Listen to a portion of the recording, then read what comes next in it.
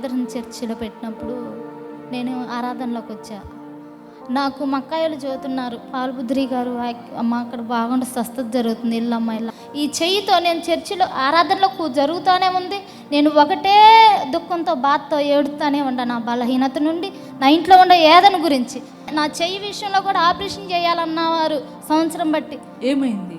చెయ్యి ఈ నరం ఇరిగిందన్నారు. నరం ఎత్తున వాసింది. పోయిన నెల నేను వచ్చినప్పుడు ఇట్లా ఏలబడుతుంది చెయ్యి. అవునా? దుఃఖంతోనే ఉండా నేను ఆరాధనలో జరుగుతుంటే ఏడిసి బాధ తీసేయ అని దేవుణ్ణి అడిగినప్పుడు ఆ ఆరాధనలో ఏం జరిగిందో నాకు అర్థం కాల.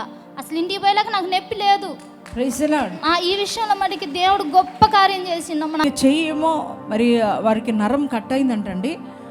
డాక్టర్ అయితే ఆపరేషన్ చేయాలని చెప్పన్నారంట. చెయ్యి ఇంత వాచిపోయి ఉందంట.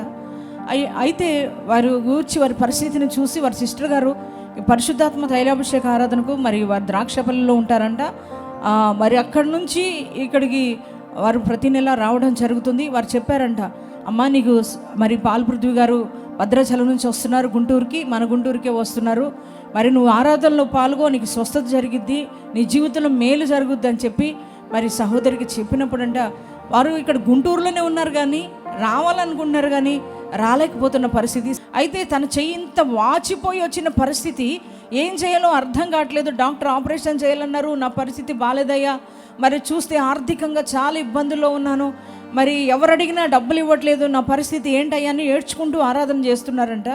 మరి ఆమె చెబుతున్న మాట ఏంటంటే, ఆరాధనలో పాల్గొన్నప్పుడే, తన చేతులెత్తి ఆరాధన చేస్తూ ఉన్నప్పుడే తనకి ఏమైందో తెలియదు కానీ మరి ఆ చెయ్యి వాపంతా పోయిందంట, ఆ నొప్పి అంతా పోయిందంట.